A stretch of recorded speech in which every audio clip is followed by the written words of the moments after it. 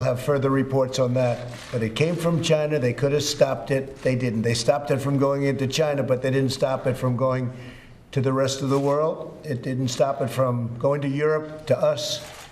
They should have stopped it. They could have stopped it. They weren't transparent at all. They were the opposite. It's not good. I spoke with the president of France this morning, and I spoke with the president of Egypt, and we had a very, very good conversation, both of us, and all of us together. I've had many conversations with leaders all over the world over the weekend and over the last couple of weeks in particular. And this is a pandemic that is flaring up all over the place. Countries thought they were in good shape, and then all of a sudden they have a big flare-up. I see that over the weekend, I guess on Friday, there was a record worldwide number of deaths, worldwide. Because when you watch the news, the local news, and you see it, and it's like all about the United States. They never like to talk about what's going on in the world. But you look at Mexico, Brazil, many countries in Europe, all over. Russia. Russia's got a tremendous problem. It's what's going on is terrible. It's terrible. But this is a worldwide problem. And we're helping the world with ventilators. We're helping a lot of countries. They don't have ventilators, and we're sending thousands of ventilators to different countries. But I do want people to understand this is a worldwide problem caused by China, but it's a worldwide problem. Countries are going through hell. And it's going to, we're going to give you a lot of briefings in the next week and over the next few weeks as to, I think it's very important to do it, the vaccines and the therapeutics. I think I'm going to bring some of the great companies that are working and very successfully in the past have worked on these things, and they're going to tell you very specifically what they're doing and how they're doing. But we think we're doing very well in that regard. Those two items, I think, frankly, therapeutic, I like almost better at this point. You go in and you make people better. Now, we have had some very good luck with remdesivir. That's been successful, and others have been successful. The plasma has been successful. But we're really coming up with some very good answers, meaning they are.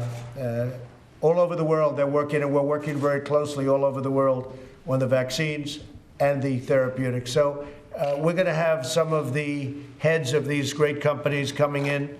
Johnson & Johnson is doing very well in particular. They seem to be doing very well, but numerous are doing very well. It's something that I really feel certain, I guess you can never use totally certain, but pretty damn certain that they're going to have the vaccine, they're going to have therapeutics, and it's going to start taking place very shortly. And that will be a great thing for the world. That will be a great thing. But this is happening all over the world, not just the United States. And it's a tough one. It's very tough. It's very sad when you see the death. It's all death that could have been stopped by China. If they wanted to stop it, they could have stopped it. Okay, thank you very much, everybody. Please, thank you. How important, Mr. President? Let's go. Thank you. How important is a tax cut? Press, thank you. How important is a payroll tax cut in phase 4? I think it's very important. I think it's a very important thing. It's very good. It's been proven to be successful. It's a big saving for the people. It's a tremendous saving, and I think it's an incentive for companies to hire their workers back and to keep their workers. So payroll tax cut to me is very important. We're working on it. And I don't think there's too much dispute as to the level of importance, John. It's a very important thing, okay? It's one of the that's one of many elements we're discussing. We're discussing probably a total of 10 different elements, but payroll tax cut's a very important one. All right. Are they signing on? Oh, absolutely.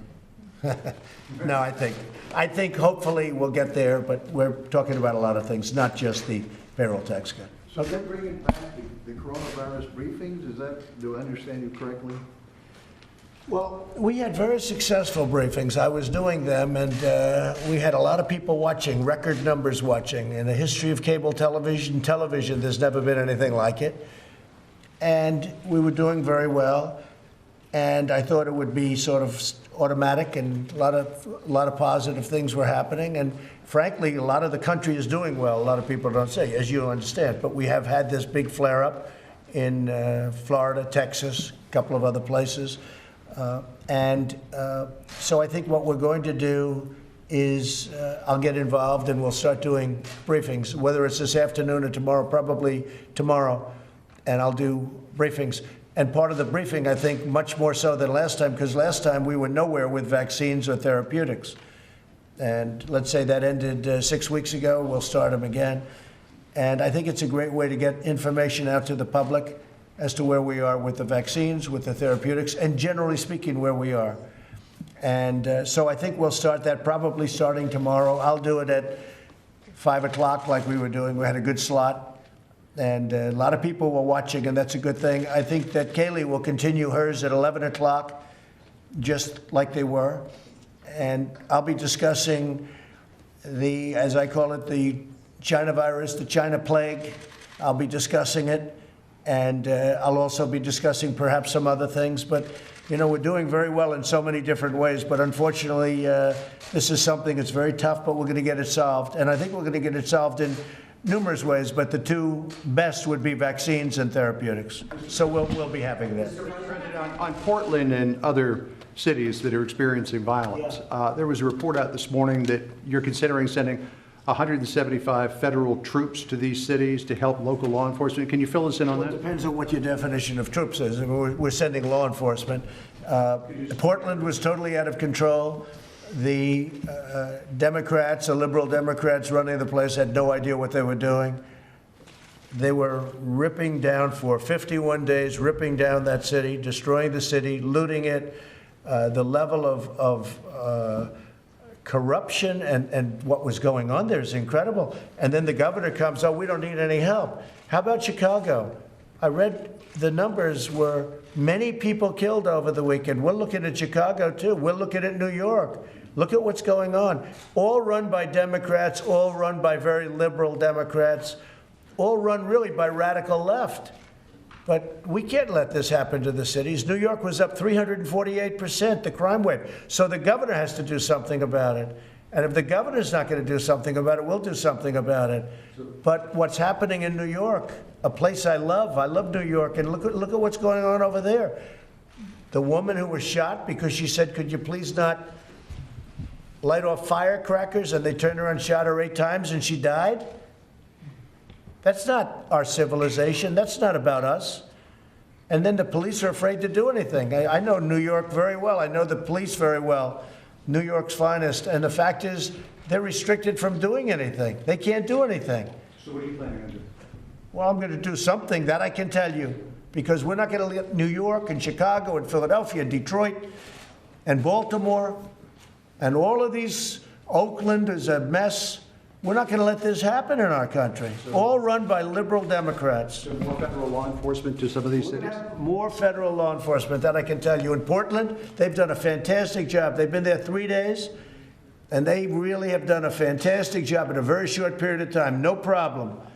They grab them, a lot of people in jail. They're leaders. These are anarchists. These are not protesters. People say protesters. These people are anarchists. These are people that hate our country. And we're not going to let it go forward. And I'll tell you what, the governor and the mayor and the senators out there, they're afraid of these people. That's the reason they don't want us to help them. They're afraid. I really believe they're actually maybe even physically afraid of these people, because what they're doing is incredible. We didn't just go there. This wasn't like it started right away. We went there after 51 days. We said, we can't let that happen anymore. But these are anarchists. And the politicians out there, yes, they're weak, but they're afraid of these people. They're actually afraid of these people. And that's why they say, we don't want the federal government helping. How about Chicago? Would you say they need help after this weekend? Do you know the numbers? Did you hear the numbers? Many, many shot, many, many killed. I'm not talking about 1, 2, was it 18 people killed? I think more than that. And you added up over the summer. This is worse than Afghanistan, by far. This is worse than anything anyone's ever seen. All run by the same liberal Democrats. And you know what? If Biden got in, that would be true for the country. The whole country would go to hell. And we're not going to let it go to hell. Thank you very much. Thank you, Meredith. Thank you, Mr. President. Thank you. Let's go. Some of the protesters say they're not. Steve, come on. Press, thank you. John, thank you. President Trump laying it down right there after the weekend violence in Chicago, New York City, Baltimore, and other cities across the country. We continue to bring you worldwide news here on coronavirusnow.com, showing you the market pretty much flat right now, just down 28 points. We are going to continue to bring you the very latest around the country